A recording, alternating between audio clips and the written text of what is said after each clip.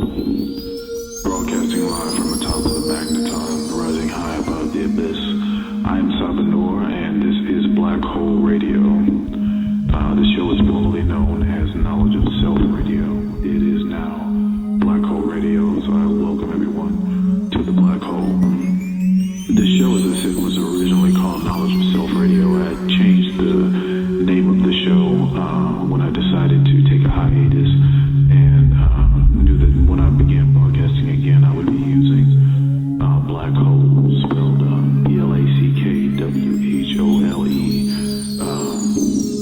as a play on words, but also to signify the power and force that a black hole has, but also to signify the unifying factor of melanin and blackness and all these things. We can get talk a lot about those things, but the show tonight is called Magick, the Imagination, or iMagiNation, and MAGNATON. So moving on, as I said, the show originally aired as Knowledge of Self Radio. It started last February, and I broadcast up until June of 2011. And during that time, I covered various topics, starting with my own spiritual growth. I called that show Paradigm Shifts. I also covered things like natural disasters, my views of African spirituality and metaphysics. I did some guided meditations with totem animals and orishas, and I also talked about Marvel comics and movies and Marvel comic icons and how those play out on the movie screen. And I also did a show where I talked about some spiritual aspects of what we call no funk or funk music. As some of you may know, I started during the Knowledge of Self shows, I started doing what I call the Mayan portal days, or Zolkin calendar portal days. These days are, as I've explained it before, but these days are days on the Mayan calendar, the Zolkin calendar in particular, where it is believed that the portals between worlds are open wider, so that communication between other realms can take place. So the days that are coming up that correlate with those portal days are April the 8th, also April the 9th. So you have 2 days in a row coming up just in a couple of days now. I believe April the 8th is going to be this coming Sunday. April the 9th is this coming Monday. And then the following Monday, April the 16th. So all three of those are portal days. Do what you will with those. And I'm going to get into some of the significance of those portal days in my own spiritual journey. With that said, I want to go ahead and move into my topic for this show. As you all know, at the beginning of my shows, I state a quote that I wrote myself. Welcome to the Black Hole, broadcasting live from the top of the MAGNATON. Now, I've explained what the black hole means to me. MAGNATON is a word that many of us have never heard before. I believe there is, and this has surprised me because I came up with the concept of MAGNATON for myself before I heard it anywhere else. I've heard MAGNATON. When the word came to me, I did a search on Google, and I came up with, I think the MAGNATON is a character, and I don't know if it's Pokemon or something like that. They use the phrase MAGNATON, and that has absolutely nothing to do with what I'm talking about today. Also, just actually in the past few months, I was watching Star Trek Deep Space Nine on Netflix, and I came up and they mentioned as they're flying their ship, we're being hit by magneton particles or magneton fluctuations or something along those lines. And this, again, has nothing to do with what I'm talking about tonight, at least not that I'm aware of. What magneton means to me, and it's actually a play on words, this is what magneton means to me.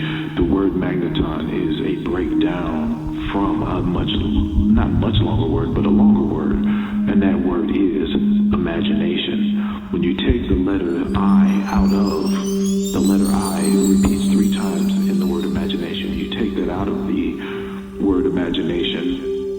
got three eyes, signifying the third eye, and you're left with the word magneton. And I believe, for me personally, that came not only through my imagination and intuitive communication from within and without, but also just revealed itself to me in my work spiritually, because I am one who believes that you can communicate within and without. You can communicate deeper within yourself and listen to the inner voice and get messages that tell you what things you need to do. This is something I felt I needed to do. The magneton representing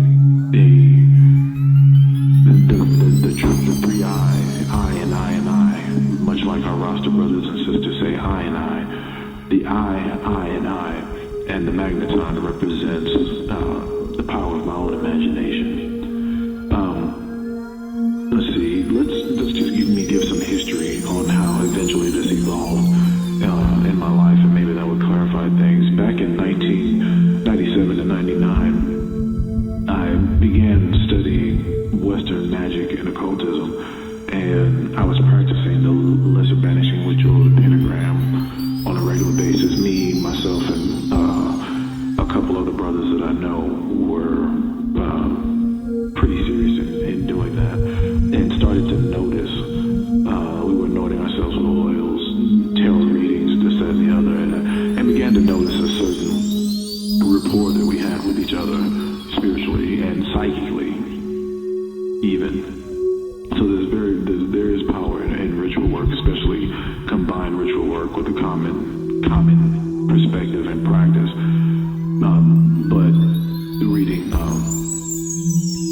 Michael, I forget his name now, Donald Michael Craig's Modern Magic, I began practicing lesser banishing ritual of the pentagram, the middle pillar, and doing temple visualizations. I learned that the temple visualizations from a book by a sister actually named Nima, and the book is called Magick. And through temple visualizations, I came up with a concept called the Ankh Palace, and that is a palace that I visualize in the mountains on top of Kilimanjaro that is shaped like an ankh, with lapis lazuli walls and a river running through it and all this. I mean, very elaborate. I'm not going to get too deep into that. But that's where I first came into this concept of temple visualizations. In 1999, I moved back to St. Louis, and I was working with Enochian Magic and performing the opening of the Watchtowers. And I was working with a book called Words of Power. This book, I have not seen it anywhere else. I have not seen it in print. The last time I searched for it on Amazon, I was not able to find it out there. Whether it's out there now, I don't know. It was published in, looks like, I think, 1992. And the authors are Brian and Esther Crowley. And the full title is Words of Power, Sacred Sounds of the East and West. And there's a lot of good meditations in there in different languages, Hebrew culture, Arabic,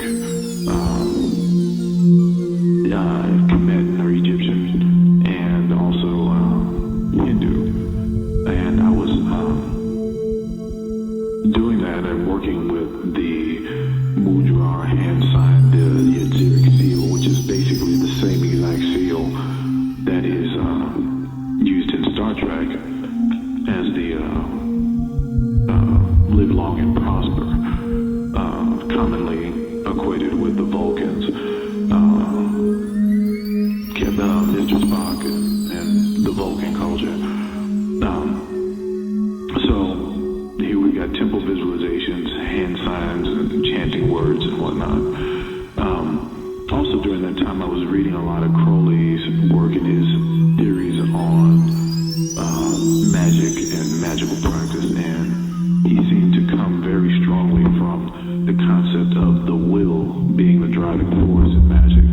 Even, it created, and it still thrives today, the order that is called Thelema, which is the Greek word for a will.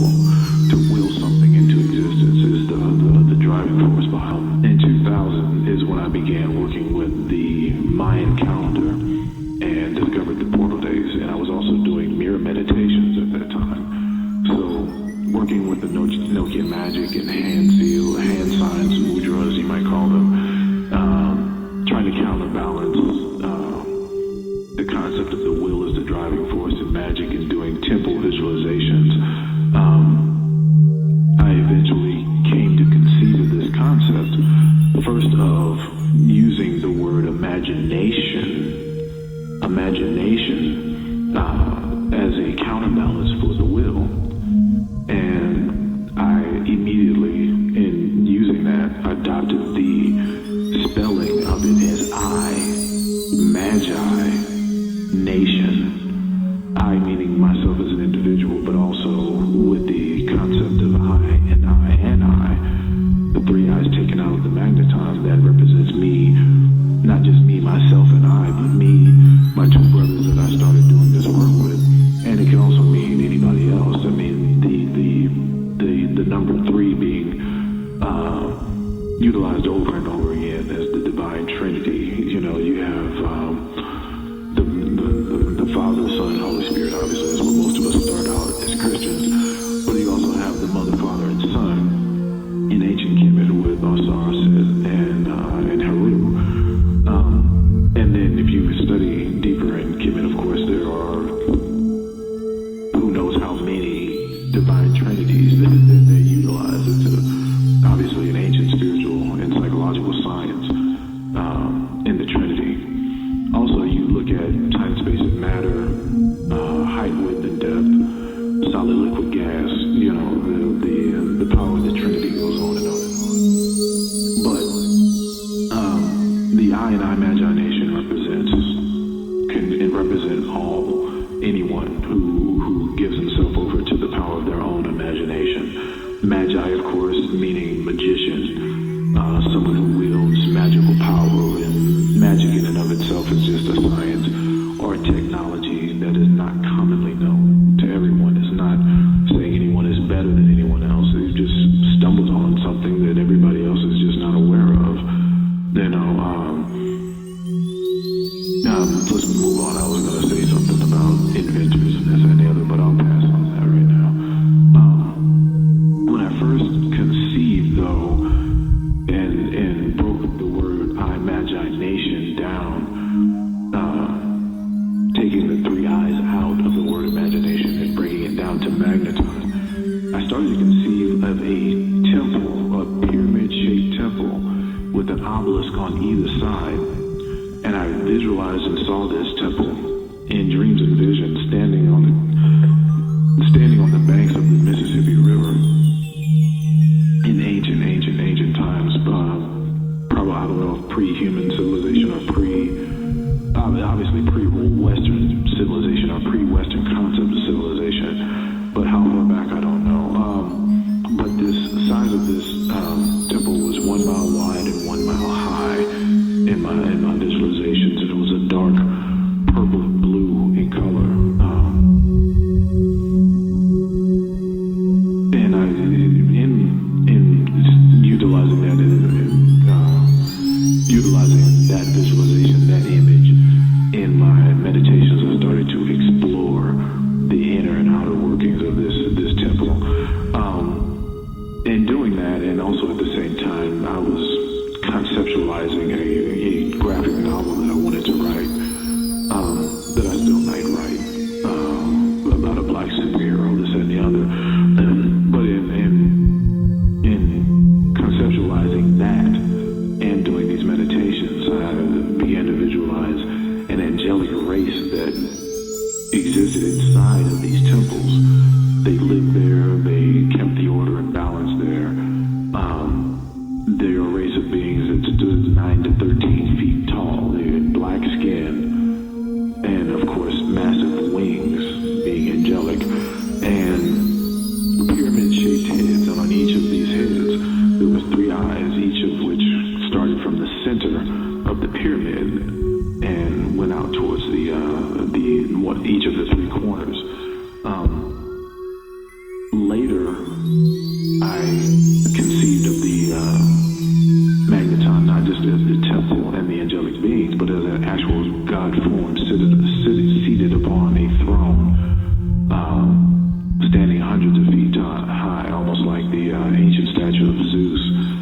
in ancient Greece.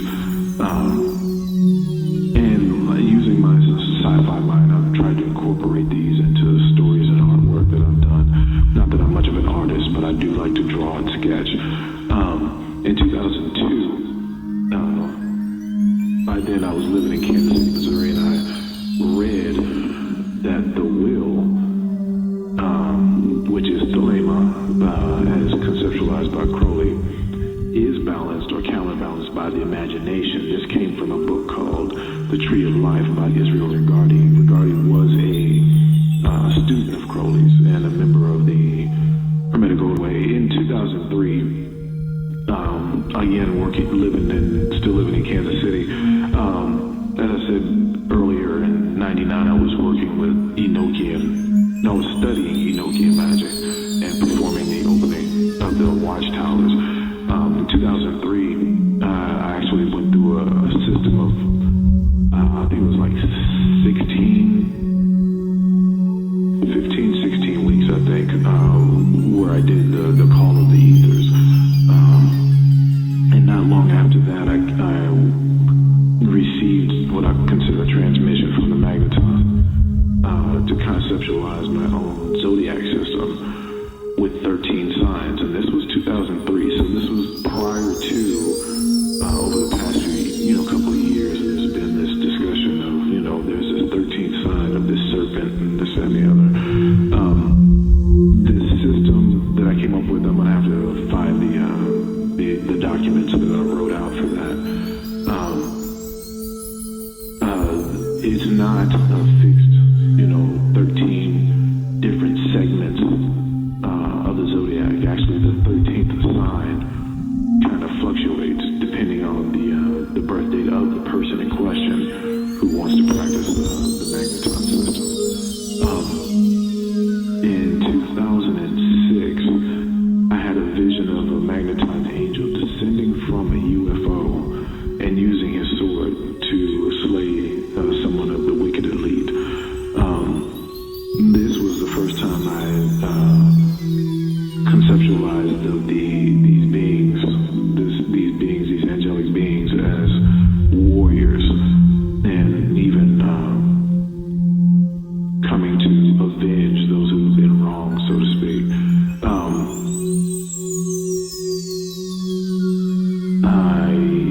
The sword they carry is, I guess, something similar to, I don't even know how to pronounce it correctly, scimitar, or the curved swords that you commonly see more in the Middle East than you do in Western cultures.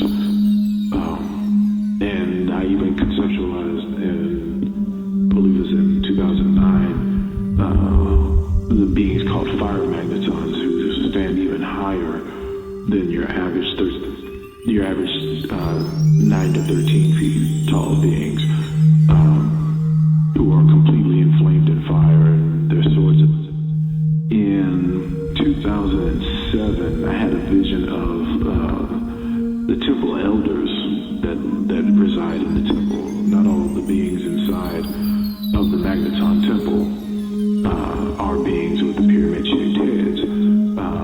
These other beings, these elders, were large robed figures with long beards, cone-shaped heads, and a vertical third eye on the cone of their head. And I'm drawing images of them as well. In 2008, and it was a very strange point in my life, because I had left a job that I had been at for some time, gone to work for another company, and just within the last couple of weeks that I worked for that company, because I wound up getting terminated, I conceived of this transmission, and I immediately wrote it down in my magical journal, or personal grimoire, whatever you want to call it. Transmissions that basically helped me to conceive of and conceptualize my own, to actually bring this whole concept together for me, basically. I also spoke with a brother that I have met here, who's in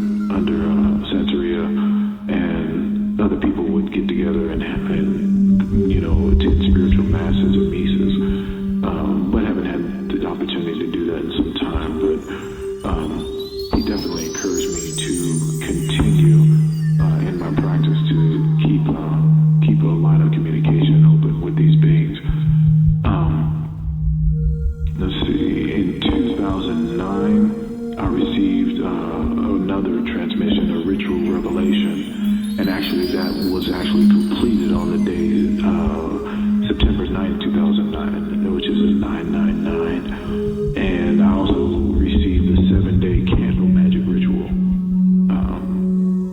The ritual revelation was, the 999 ritual revelation was a 7-day system where I utilized 7 different cultural meditations, banishing practices, and invocation practices,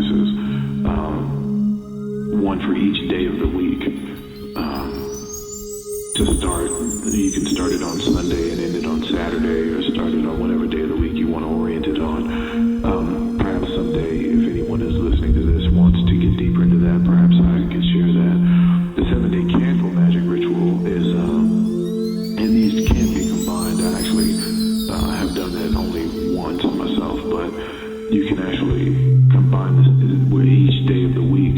You keep your altar set up with 7 candles in a certain geometric shape, and each day of the week light a different candle. The first time I performed the ritual, before I combined it with the 999 ritual, actually, the first time I did the 7-day candle magic ritual, I did it to coincide with Mardi Gras, so I also included elements to represent the New Orleans voodoo tradition, Aida Wedo and Dambala Wedo, an offering to them, Bebe and Mardi Gras cake was offered, things like that, and it had some positive returns when I really needed something to come through. By the time I finished that ritual, I was in a lot better shape than when I started.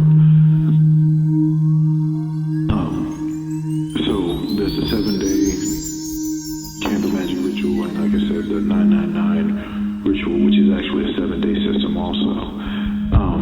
In 2010, I'm going to move on. In 2010, I conceived that the pyramid on top of the MAGNATON angels was not actually the shape of their heads, but actually was a helmet or a weapon. Underneath their faces are actually similar to ours as human beings, especially melanated human beings, but they are, perhaps because of their size and the way their bodies have evolved, more ape-like in appearance. But and I put a note here specifically, don't let that deceive you, because we've been told we look like or evolved from apes.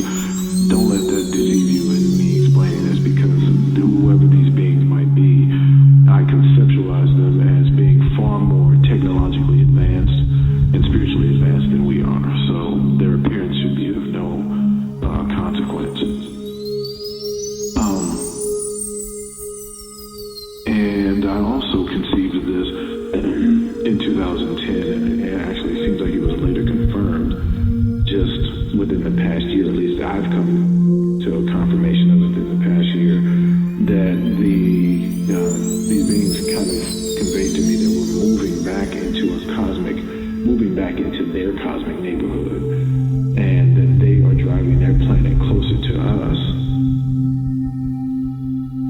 and that they have or will arrive here actually by traveling through a black hole. Now, it was either late last year or early this year, late 2011, early 2012, I've come across speeches by both Phil Valentine and Dr. Delbert Blair, where they talk about the fact that the Earth has moved, the Earth and the galaxy, the Milky Way galaxy, are moving through much bigger realms of space and are coming back into areas where we have been before, but we're coming into areas where beings that some of whom are familiar with us are more easily accessible, and they can more easily access our planet as well, our whole galaxy even. So that kind of course, again, confirmation for what I had conceived in my mind.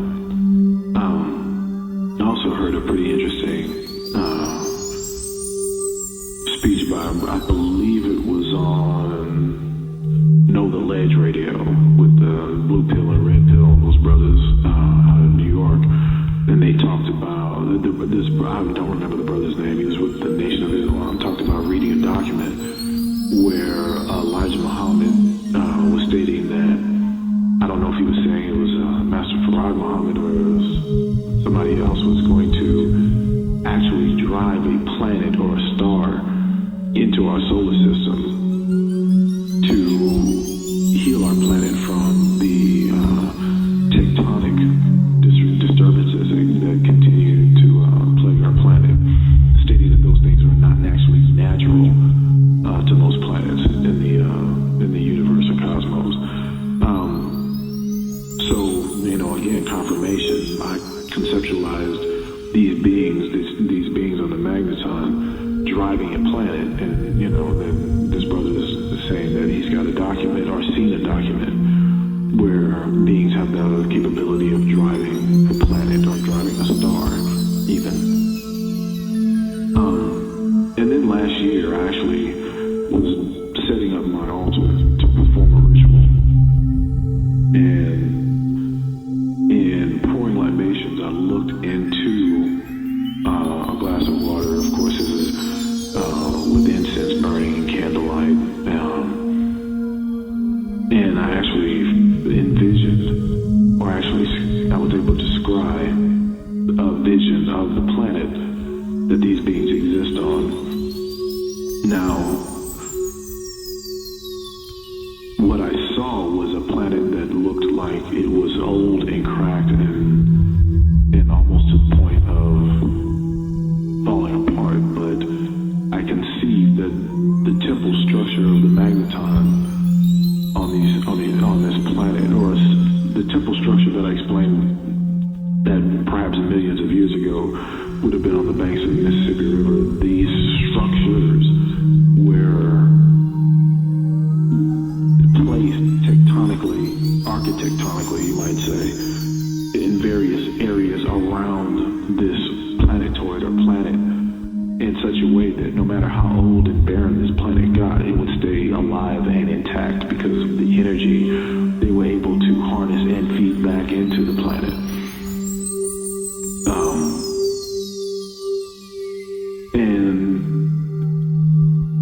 Since then, it seems like every couple months I've gone on to Yahoo or Google or whatnot, and they talk about all these other planets approaching our solar system and Earth-like planets being discovered. Planets that more than likely could support the kind of life we have here on Earth, or at least are close enough or closer to anything that they've discovered before. And again, that of course coincides with, like I said, what Dr. Valentine and Deborah Blair says, that we're moving into an area where our planet has been here before, our galaxy has been here before, but it's been so long, and we've gone through such a process of forgetting, we don't even know who or what we're going to encounter in this new area, or actually old area, ancient area of space that we haven't seen for quite some time. But that being said, that concludes my speech. There are more transmissions that I feel like I get from the energies of the Magnaton. I wanted to explain also, to me the word Magnaton breaks down into magnet, the word magnet, which means to attract or to draw energy, and Aton, of course, the one God, the name of the one God given by Akhenaten, the pharaoh from ancient Kemet. And it also, to me, represents the magnification of the one God. And that's not to give any one concept of the creator or creative force or God or goddess, this, that, and the other. I'm not trying to convert anybody to Atonism. I'm not trying to convert anybody to Magnaton, honestly. I'm very comfortable with this being, as I've said before, a nation of one. If I'm the only iMagi in my nation, I'm fine. This is my imagination. broadcasting live from atop the Magnaton. And I may as well go deeper into that. When I say broadcasting live from atop of the Magnaton, I'm talking about actually visualizing myself on top of this pyramid structure and broadcasting out into the cosmos to various beings, to various entities in different realms and dimensions of reality, and speaking to them or giving them a show, so to speak, giving them a performance. And I'm also, of course, broadcasting this on the airways through via Blog Talk Radio so that I can speak to whoever might listen. And there are many things I could go on to about the broadcast from the Magnaton.